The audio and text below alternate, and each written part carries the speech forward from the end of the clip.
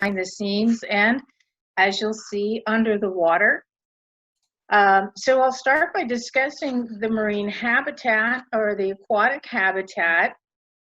And this is an aerial view that shows most of the ecological reserve. The banner across the top hides part of it. But you can see if from this aerial view, the bodies of water that Bolsa Chica has. There is the Bolsa Basin, which was constructed, as I know you all know, the Amigos were very involved during the restoration project that occurred during 2004, 2006. And this basin, I wonder if, can you see my arrow as I move it on the screen? Yes. Oh, awesome. That's even better than like, okay. Okay, so this is the Bolsa Basin right here. And a lot of people don't know that the Bolsa Basin is separated from the Bolsa Bay by a levee system, right? So they're two separate bodies of water current, so that gives you the areas here of the potential aquatic habitat. And as you know, the amount of water is going to vary with the tides. We've got 2 high tides, 2 low tides happening each day. And so at times there you have exposed mudflats, and at times, you know, this can be full of water. So we have also the muted tidal basins, which are they cover 138 acres. And that's in this region of this slide here. And so these basins were created during the restoration that I mentioned a moment ago. And they get seawater coming through. There's channels here, and there's water control structures. There's 3 where they can potentially get seawater from. And basically, because of the sand accretion down here in this inlet, these 2 tidal in the connections don't really function all that well with respect to the tidal exchange here. But this one in the west, we call it the west, works the best, and you see the most water. So if you're walking along this trail along the East Garden Grove Flood Control Channel, you'll see some nice aquatic habitat in through here. And then we have one more thing. Yes, the pocket marsh. The pocket marsh was also created. It was a restored portion of wetlands from the restoration project, and that received seawater through a culvert. So water will flow from Huntington Harbor into outer Bolsa Bay through a culvert and into this marsh, this recreated marsh habitat here, which is 42 acres. So you can see you've got a lot of acreage of aquatic habitat. And all of these bodies of water, they are mainly, when you check the salinity, they're basically pretty close to the ocean. Particularly that's true in Huntington Harbor and in Bolsa Basin here. They can get actually hypersailing back here in the muted tidal areas because of the limited exchange, and particularly during this time of year where you have more evaporation and so forth, and you get hypersailing, and that becomes inhospitable for fish. So I'm going into detail about the water because of fish. And I also wanted to highlight as well that we have 2 marine conservation areas here. So we have an ecological reserve, which protects the land creatures and aquatic creatures too. But in 2012, the department designated a system of marine protected areas, and there are actually 2 at Bolsa Chica. So from the tide gate area northward, there is a conservation zone. And then from the tide gate southward, the inner Bolsa Bay and the Bolsa Basin here, these are a second conservation area, and these are no-take conservation here. Research is allowed, but no recreational or commercial take. And then, as you know, there is a fishing area at the top of this one. So that's because of the fact that you've got a recreational fishing area. That's why there's two separate marine conservation areas. So a lot of marine habitat going on. And so below the surface, we have eelgrass and algae, which of course provides substrate for your marine invertebrates and your fishes to use for, they use it for shelter, they use it to eat, they use it to attach their eggs to, and the young fishes can hide beneath it. I think I have. And we have, this is in this photo here, we have this beautiful pipefish, and you can see how well this animal is camouflaged in with the eelgrass. We have a lot of pipefish and we have a lot of eelgrass, and we'll talk a little bit more about that. We have at least 64 species of marine invertebrates have been identified, and nearly 70 species of marine fishes. And you know, those inventories are based on surveys, right? So various marine biological surveys have been done throughout the years.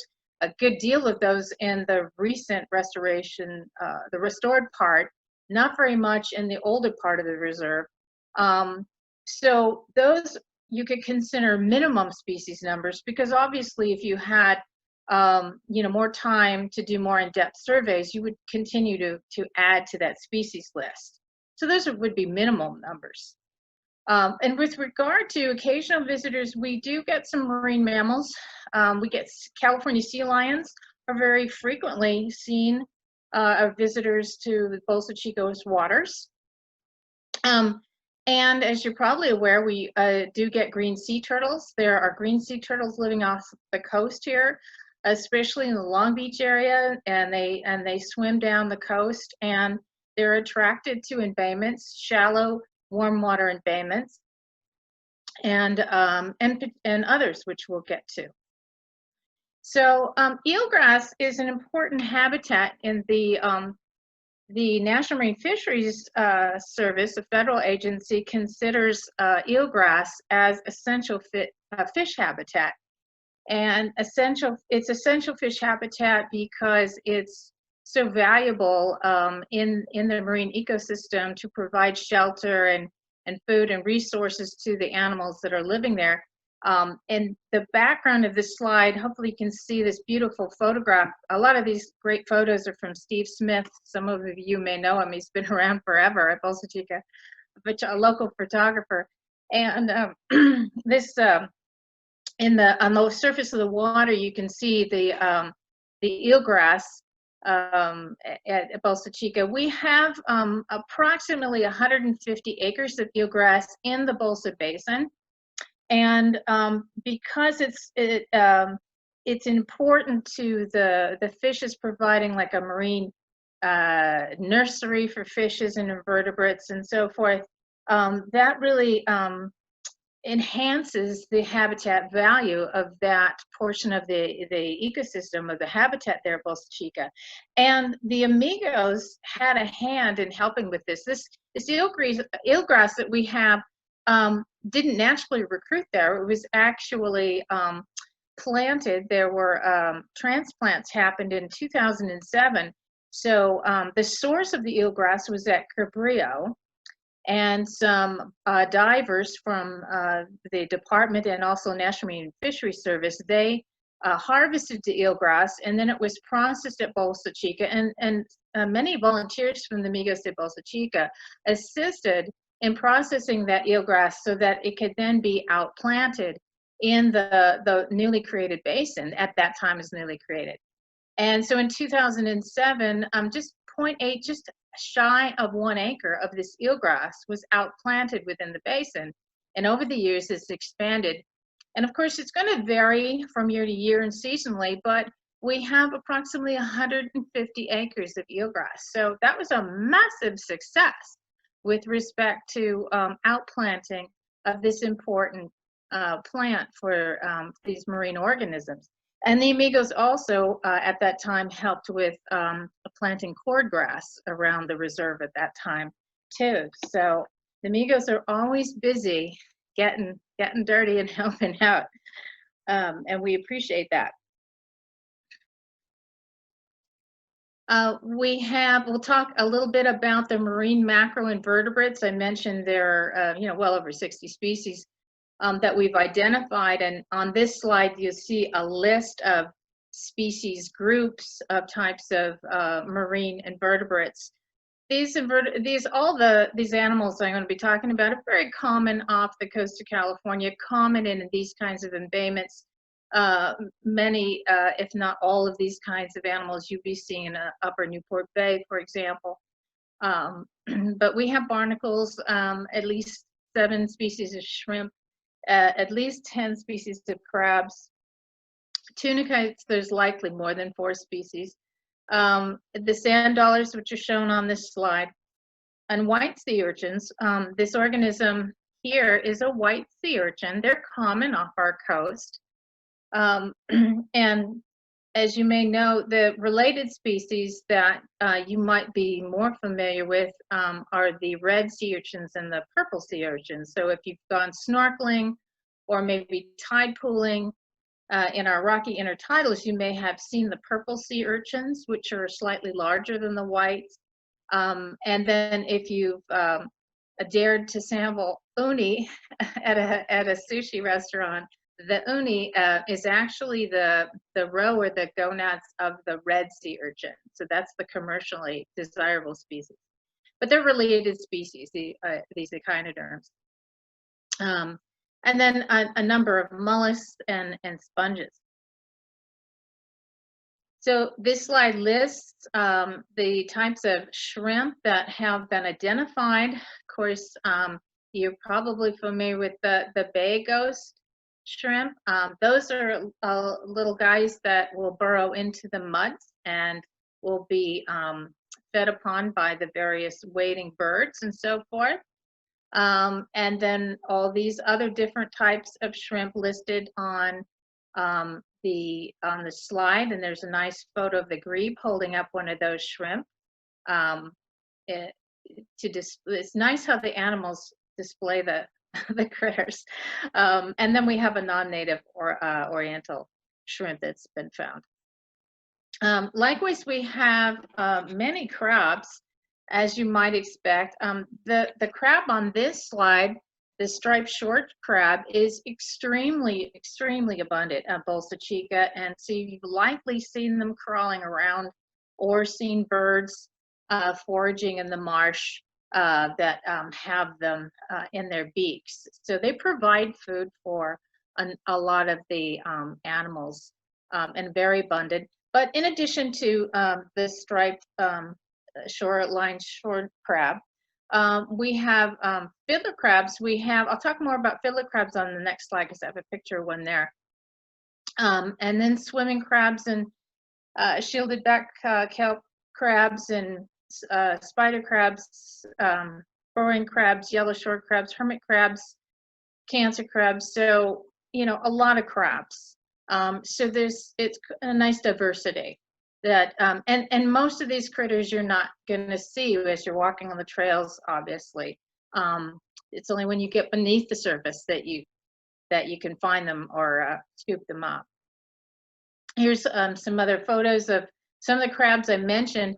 The upper right-hand corner is the swimming crab. They're very common. I've seen them swimming around in the water. And then the lower right hand, this critter here is a fiddler crab.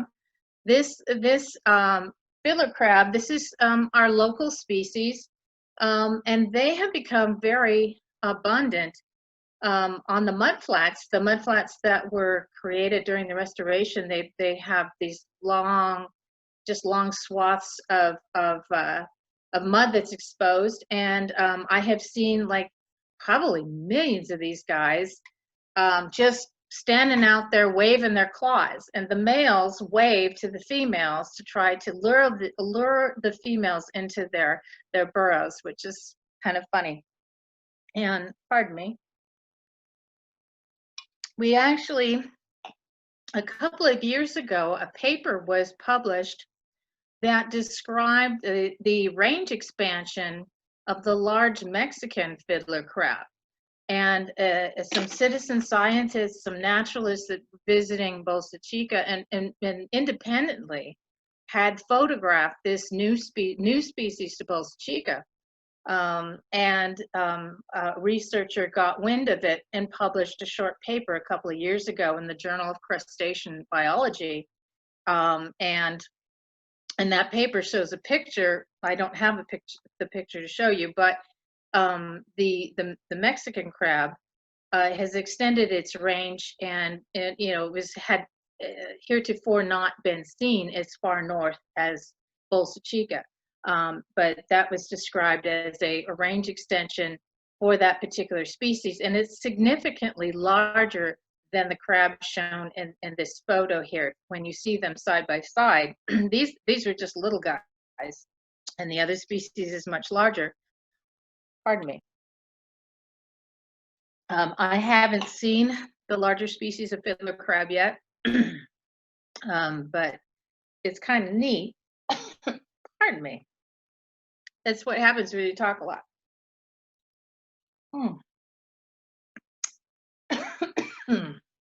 All right. Sorry, that usually doesn't happen. So we have a number of mollusks. Oh, there goes my voice. We have a number of mollusks, and scallops are very common at Bolsa Chica, as well as various types of mussels and clams.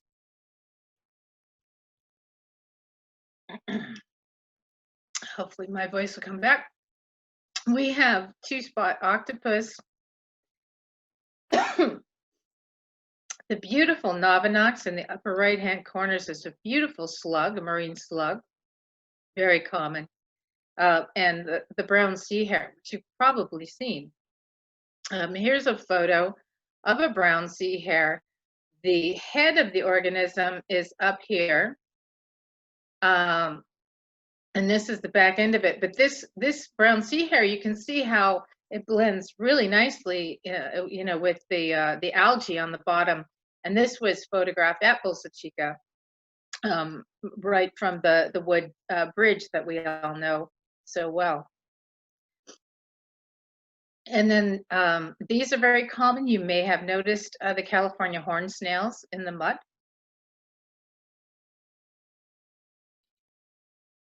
And now I'm going to move on to fish, one of my favorite topics.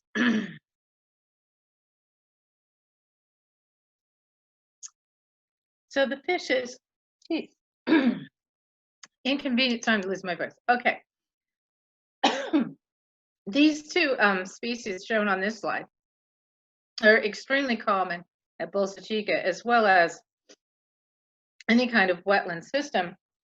And they're one of the reasons they're probably pretty common is because topsmelt on the left and California killifish, which are shown on the right, are quite tolerant of various environmental conditions. Those of you who volunteer for flow have know about water quality. There's water temperature, there's salinity, dissolved oxygen, pH, and tidal currents. And these environmental factors, of course, affect the marine organisms below the surface.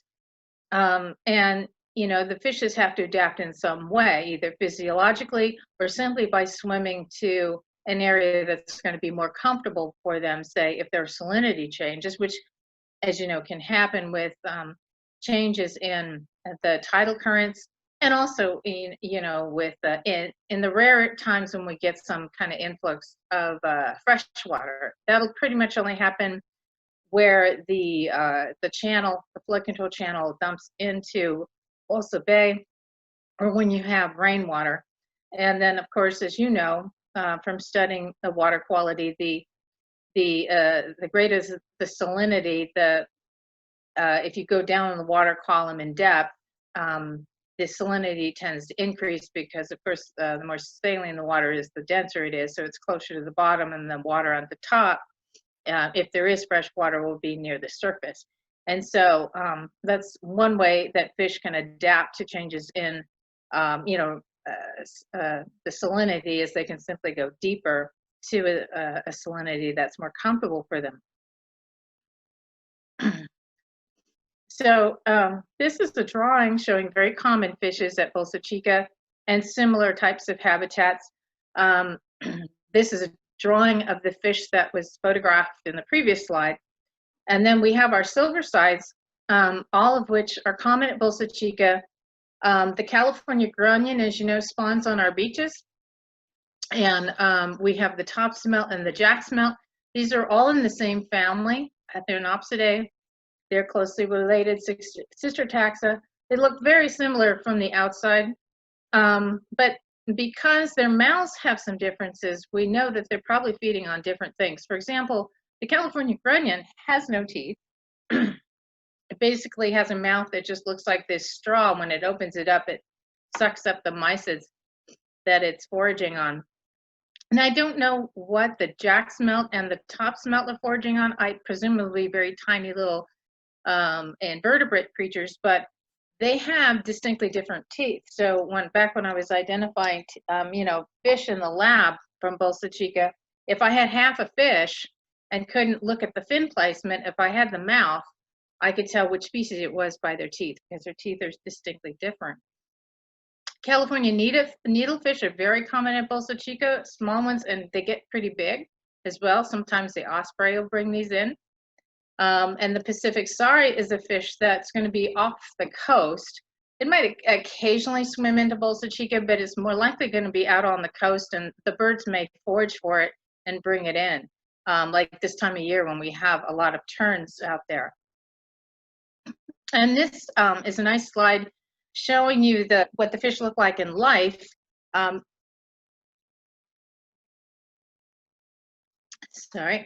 This is a jack smelt.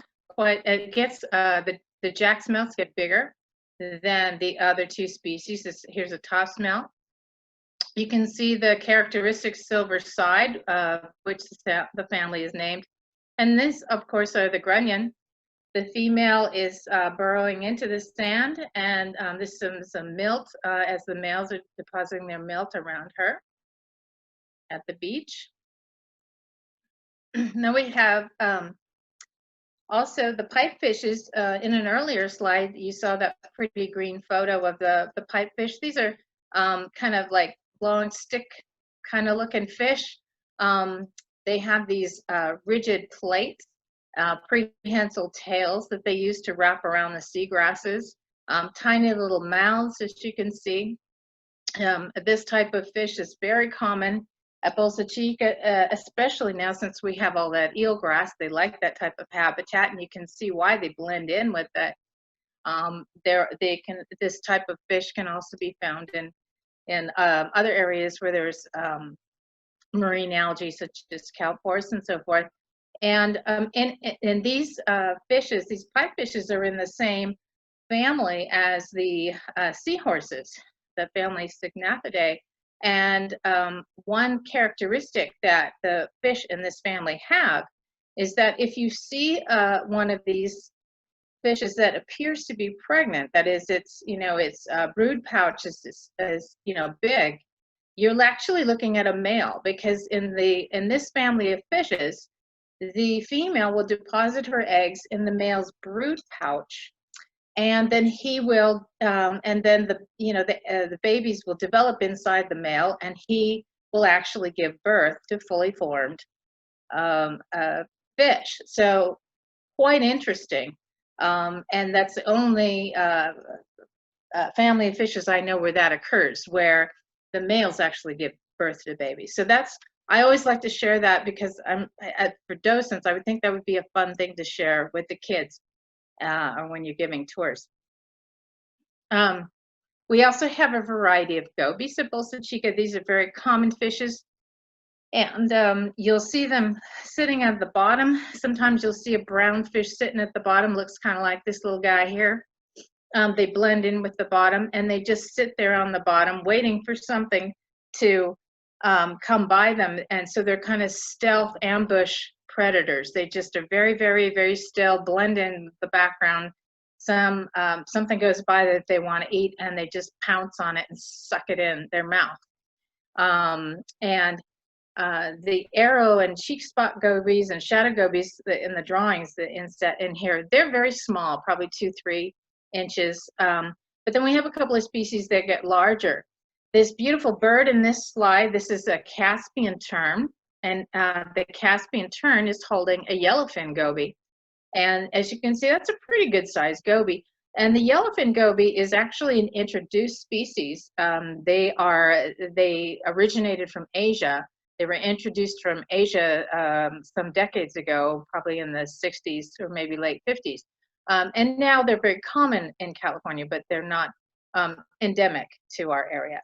And then in this rail here, this Ridgway's rail is holding a good size long-jawed mudsucker. There's a drawing, oh no, there isn't. But the long-jawed mudsucker is about the biggest, it is the biggest goby that we get at Bolsa Chica, and it's good size, and it has a very large jaw bone, which actually is sticking out in this picture. And the shorebirds that we have at Bolsa Chica, really capitalize on the abundance of this goby. We have anchovies, of course, and they come up into embayments. And the northern anchovy is also offshore. Sometimes they'll come inshore, and you may know the northern anchovy as bait fish. The terns, this is the northern anchovy down here on the bottom of the drawings. That fish in particular is a desirable prey item for those terns that are flying around. We've got thousands of terns at Bolsa Chica now. For a seabird, northern anchovy is a good meal because of their high lipid content. And so they will be foraging for those offshore, but these are fishes that can come into Bolsa Chica's bays as well. And then we have a half dozen species of surf perches. And you've probably seen surf perches maybe off the piers, or the fishermen locally getting them. They're a very common type of fish off our coast here. The grebe here in the photograph is holding a shiner surf perch, which is going to get eaten. It's a pretty big meal. And then we have a variety of flatfishes, which of course you're familiar with, because some of them are on the menus out in restaurants, and particularly like the California halibut.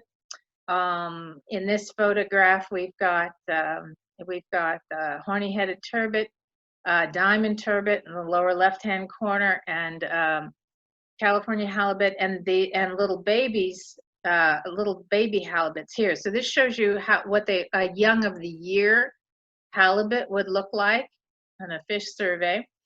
And obviously they're taken by birds, but also by larger fishes that are swimming around within Bolsa Chica. And then here you have the other side of the spectrum, a large adult halibut. This photograph was taken some years ago during a survey at Bolsa, in the Bolsa Basin. And this big fish was probably anywhere from a 9 to 14-year-old female, according to my colleagues in the marine region. We also have all the types of croakers that we have off our coast. We have at Bolsa Chica. So you see a list of 7 species there. And there's a diagram, there's the list, there's the names, and then the picture from a book of what these various croakers look like. They're called croakers, the family Cyanidae, because the males make a croaking sound to attract the females. And so you can, if you capture one, sometimes when you're holding one in your hand, you can hear it and feel it croaking. They actually use muscles in their abdomen to make that sound with, and divers I'm told, have heard, can hear them if they're in a school of the white sea bass, which is a very large fish, the largest croaker we have off our coast here in California. They can sometimes hear them making that sound. At Bolsa Chica, we have only the juvenile white sea bass swimming around, not the adults is a very big fish. But we have all these other types of croakers. And this is, I believe, a spot fin croaker being measured by a researcher at Bolsa Chica. And then here we have a California sea lion with a croaker in its mouth. And we know this is a sea lion because of the external ear that's visible. Sea lions and fur seals have that, but harbor seals don't have an external ear flap. And it's interesting, I've never seen a harbor seal inside Bolsa Chica. They're much more shy species than the sea lions, which seem to be everywhere. And sea lions are very common in Bolsa Chica. And this is another angle of this sea lion. You can see that was a good sized fish because you know how big sea lions are. And in fact, I know this is a male because he's got a bit of a sagittal crest here. The male sea lions will develop this when they become sexually mature, and it's not just a bump on their head, it's actually their skull has that crest on it. In this photograph, you see the California corbina and a bat ray behind it. These photos of fish were all taken within Bolsa Chica. And another Bolsa Chica shot showing a ray. This is the underside of a ray. And this slide also lists the 8 species of sharks and rays that have been found or described at Bolsa Chica: the gray smoothhound shark, the leopard shark, shovel-nosed guitarfish, brown stingray, California bat ray, thornback ray, diamond stingray, and California butterfly ray. I've seen most of these at Bolsa Chica. This is the very common round spotted round ray. We can see the underside of the animal. This is the mouth. She has a lot of parasites under her. So the unfortunate part of being a wild animal is you have external and internal parasites. Doesn't sound like much fun. And I know that's a female because of the shape of her pelvic fins. With sharks and rays, the fins are distinctly different on the males and females. So you know right away whether it's a male or a female. And of course, that's a great blue heron. And it's pretty amazing that the great blue herons and the gulls and these other birds that photographers have photographed swallowing these rays, because the rays, as you know, have a poisonous barb at the base of their tail. And how they swallow that and not get hurt, I don't know. It's pretty amazing. Here's that same species in the previous slide, but that's what it looks like on the top, that's disc there. These are small little rays.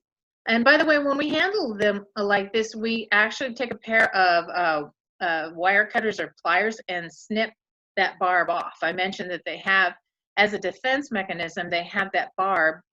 But it's just made of keratin, like our fingernail. So it's like clipping a fingernail, basically. We just snip that off so that we can handle them while we're measuring them. And this slide shows some graduate students from Cal State Long Beach who were measuring fishes in the Bolsa Basin back in 2009. And these young men did a study on, this is a brown smoothhound shark. As you can see, it's a small little shark. They studied the movements of this as well as the shovel-nosed guitarfish, but they also assessed what these animals would be eating while they were at Bolsa Chica.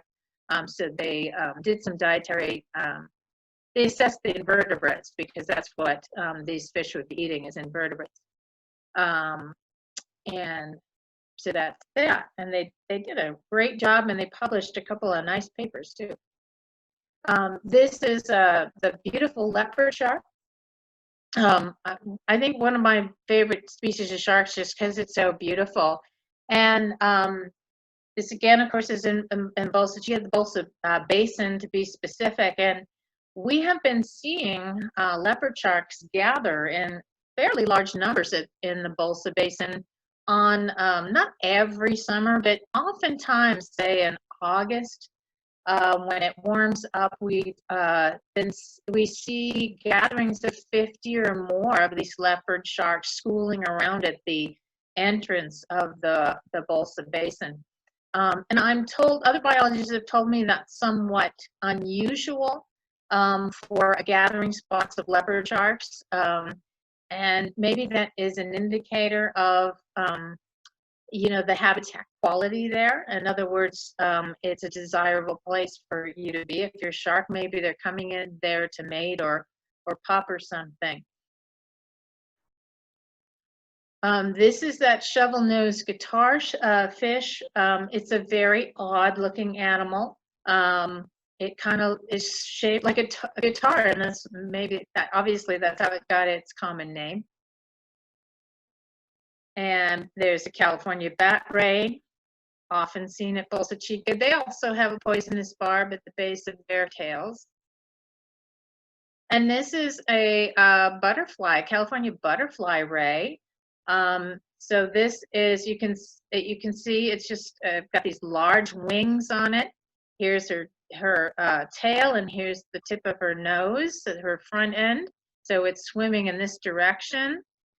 Just last August, when we were in a boat, two other staff and myself, we were checking on things in the basin, and we saw at least 6 of these butterfly rays. They were not in a school together, but as we went around in the basin, we would see them swimming at the surface, and they were obviously feeding on something. So apparently this species forages, whatever it's feeding on is at the very surface of the water column.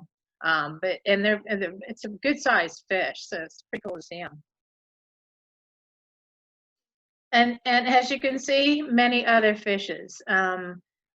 These are all other species of fish that have been identified at Bolsa Chica, and virtually all of them very common all the time off our coast. This one in the picture is a staghorn sculpin. It's so called because it's got a spine here that kind of looks like a staghorn if you use your imagination. But these guys are very, very, very common at Bolsa Chica, little ones. But and so this is kind of thing that's swimming around below the surface of Bolsa Bay, for example. And you've I don't have a picture of striped mullet in this presentation, but you've all seen the fish leaping out of the water. I mean, they do it all the time. That's the striped mullet that leaps out of the water. This is a couple of pictures I'll be showing you here of that I took some years ago.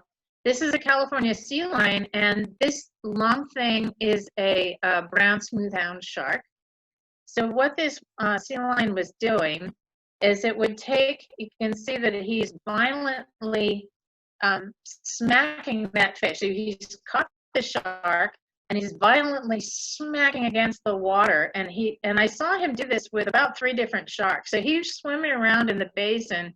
He'd find these sharks and just stun them or kill them, and then he'd eat them. And this is a different sea lion that was in the previous slides that Steve took.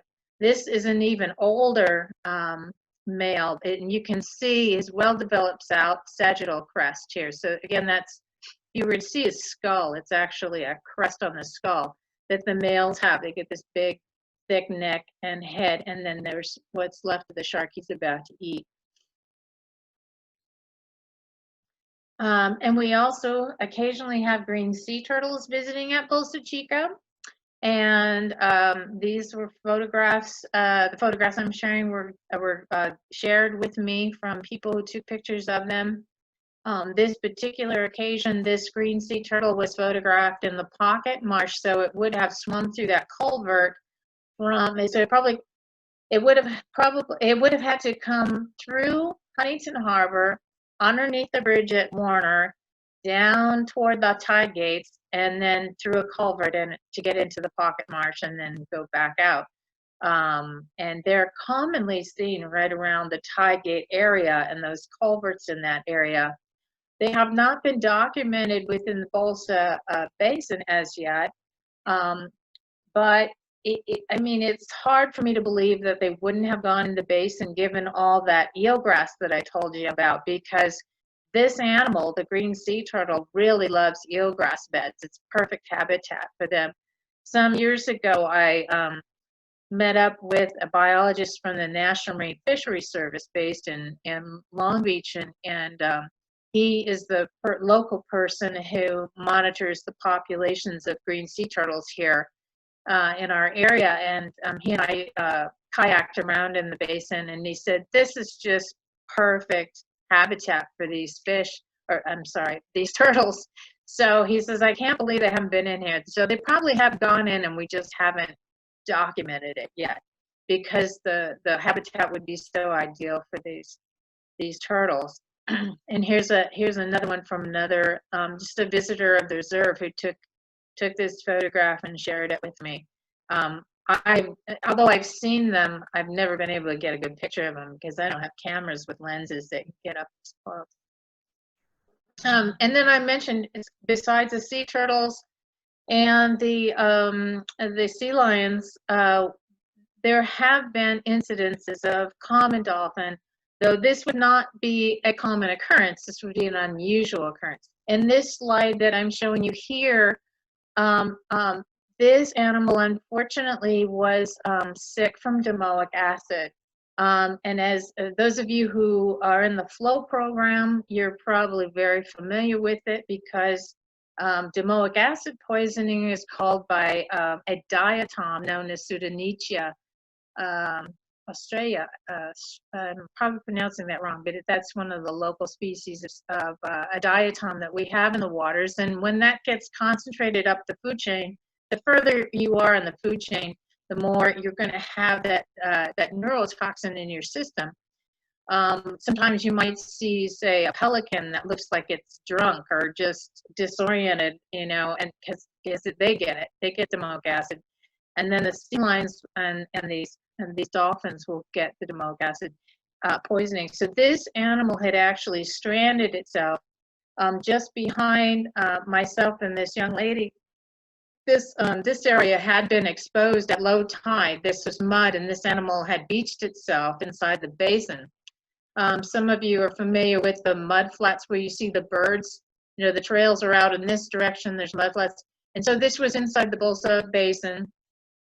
Back in 2011, one of our staff let me know that a dolphin had stranded itself, and I got there. I got the marine mammal protection, the marine mammal people from Laguna Beach. They have a place in Laguna Beach they have where they rehabilitate marine mammal sea lions and so forth, and they helped me get this animal out of the basin, out of the mud. It took quite a while because he weighed about 250 pounds, and we had a slope, so we'd have to lift him, set him down, and catch our breath. It took quite a while, and then we put him in the truck, and then he was taken and euthanized because he was too sick to be cared for, taken back to health again. He was in bad shape by the time we got him out of there, and it was basically dying, so he was euthanized.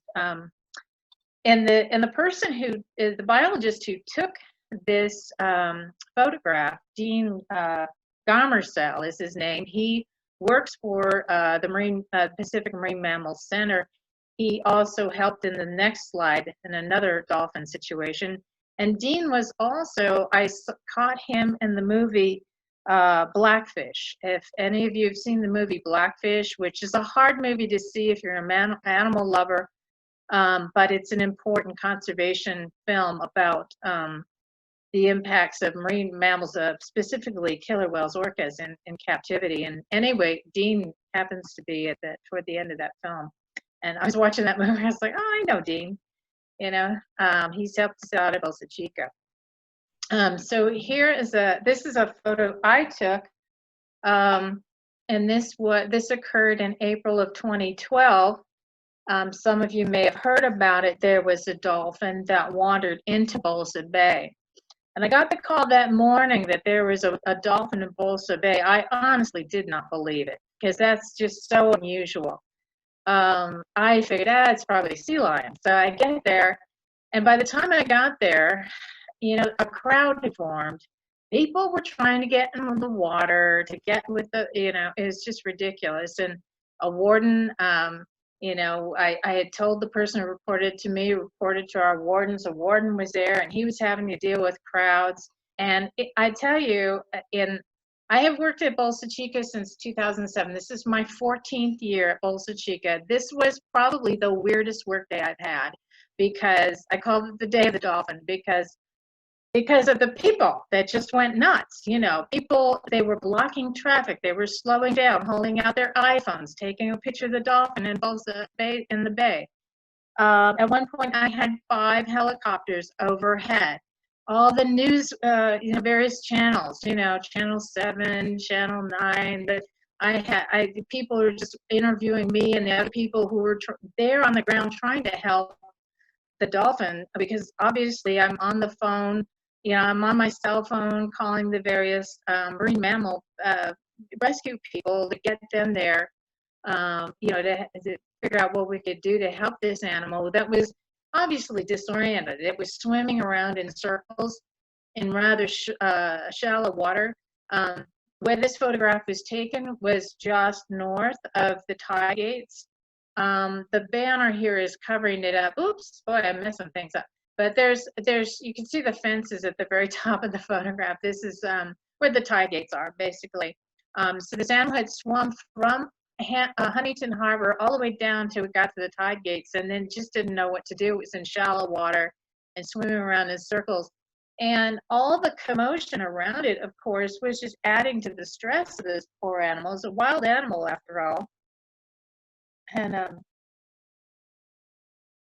I felt terrible for it, because you've got these idiots that are just trampling all the vegetation and trying to get in the water with this wild animal that weighs, like the marine experts, when they got there, as we were discussing what we could do to maybe try to rescue this, should we get our wetsuits on, and and they're saying, well, this is, if they get panicked, they can ram you and break your ribs. It's like, just mess with these things. You got to be careful. So ultimately, what happened is the marine experts and lifeguards, they paddled onto, they got on a big surfboard, so they were safe and protected, and they paddled and basically herded the animal. They managed to herd the animal back into Huntington Harbor, but for some reason it came back in. So it hung around for several days at Bolsa Chica. And during that period of time, our wardens and other staff members were stuck there, trying to manage the crowds, because if our staff left, the people would try to get in the water with the dolphin, which is just it's not good for the dolphin, not good for the people. So it was crazy. So this craziness was all over the papers, and, LA Times and local papers and local news at the time. It was crazy. And so after that crazy story, we'll just summarize some of the main points about the marine life and the hidden marine life below the surface at Bolsa Chica. As you've seen, we have, well over 100 common marine species that are found in our waters below the surface of Bolsa Chica. As I mentioned, we have 2 state marine conservation areas at Bolsa Chica as well.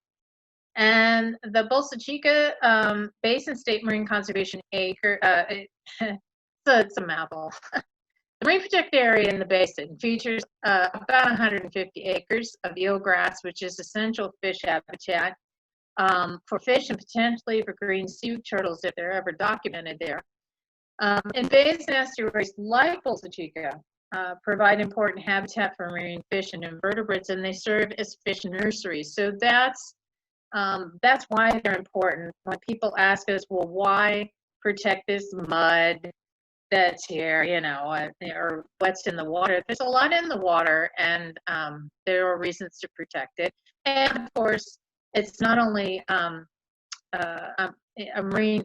important marine habitat for the fish themselves, but as people and the photographers know, all the fish or animals that are in the surface that they can see. That the people can see all the birds and that are feeding on the fish that are below the surface.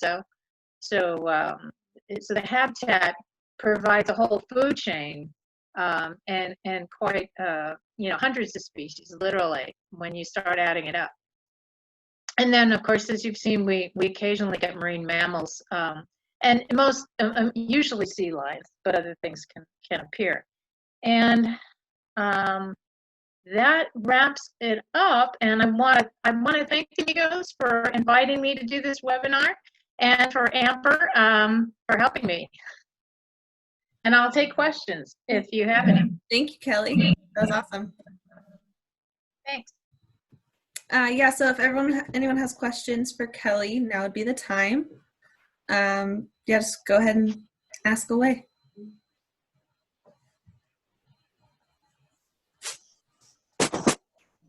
I'll ask a question, Kelly. This is Vic Leipzig. Hi, Vic. Nice background. Luann found that one for me, and I thought it was perfect.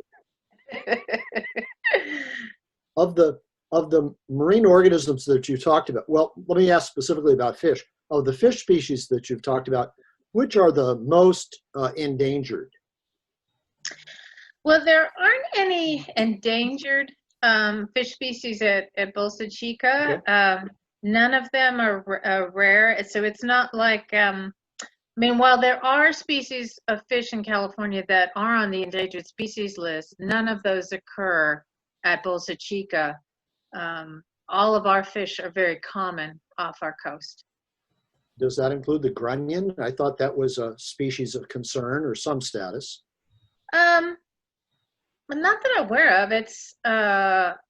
I'm not aware of that one having any specials. It's protected, it's protected species, but and it may be suffering some impacts because of all the people on the beaches where it spawns. So it might be having a harder time finding space to spawn. I should have mentioned it does occasionally spawn just inside the inlet at the Bolsa, where the Bolsa Basin is. But okay. Well then, if there are no other questions, let me ask in the opposite direction.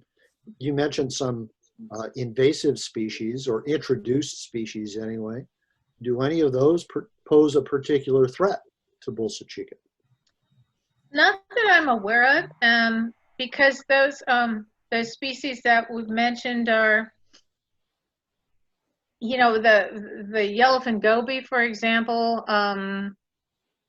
is just kind of well entrenched in our local coastal habitats, and it could potentially, I suppose, reduce the numbers of the native gobies, and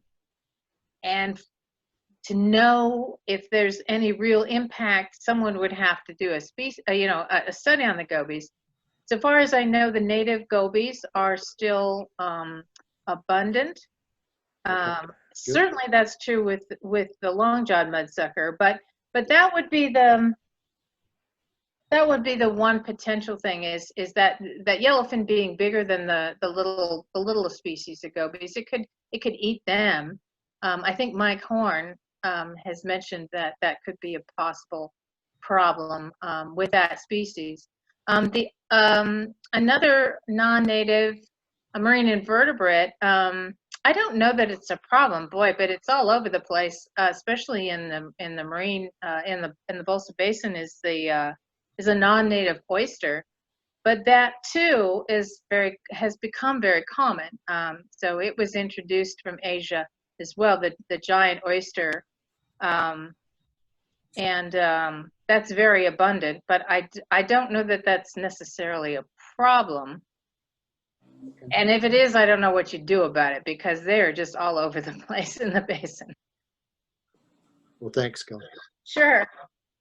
Nice to see you, Vic. Good to see you. Kelly, I have a question. You mentioned the 3 different tidal gates into the muted tidal basin. Yes. And how one of them, the western one, is more open than the others. Do you see that affecting the fish populations in the muted tidal basins?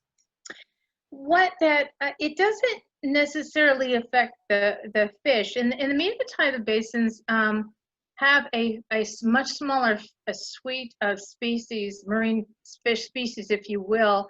And the fish that are there are more concentrated near those tide gates, those connections. You'll have things like striped mullet. You'll have the gobies, the long-jawed mudsuckers, and the top smelt, for example. And then as you get more further away from the source of the seawater, the water becomes more saline and in some cases hypersaline. And so the fish have to get out of that situation. So if they were to be trapped there, they would probably die because of the high salinity. Mm-hmm.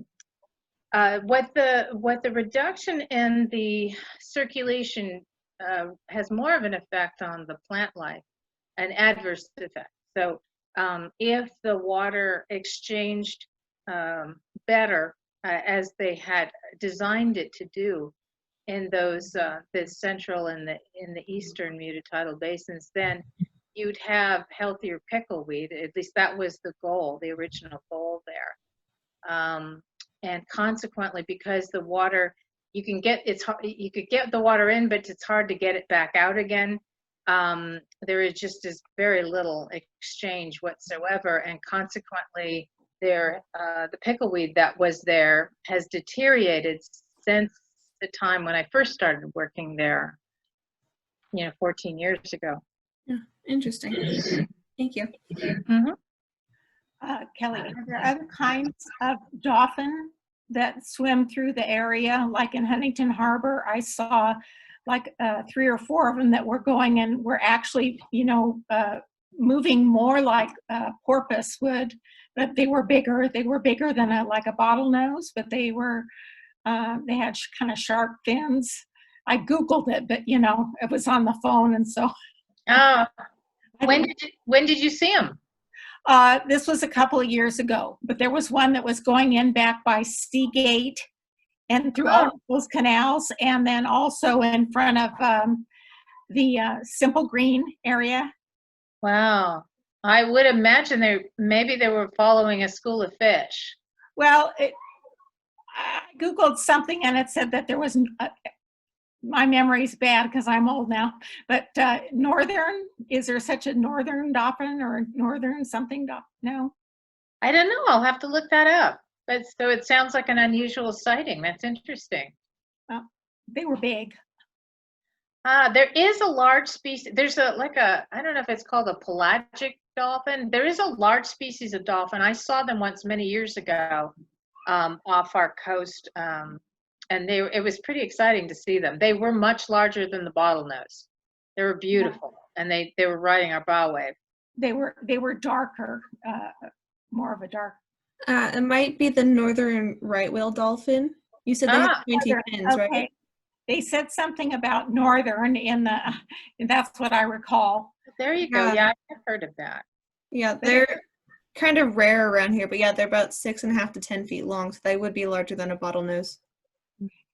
And they were just arcing. It was different from them just swimming along. They had kind of a sharper fin. I almost thought they were like pilot whales or something for a while, but that was wishful thinking. That's cool. Could be. Very interesting.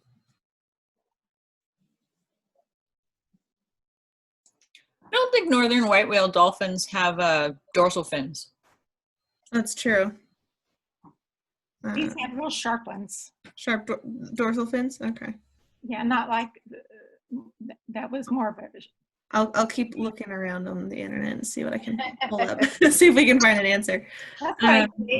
They were going through about the same time as the dolphin got into the Bolsa Bay there, and so there were lots of dolphin sightings. It was like UFOs or something.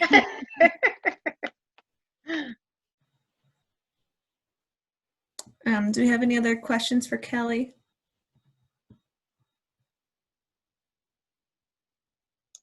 I'll ask another question if no one else. for About eelgrass and an extent of eelgrass, 150 acres. I'm delighted to hear there's so much. Yes. Is there another area with that much eelgrass in any estuary in Southern California? That's an outstanding question.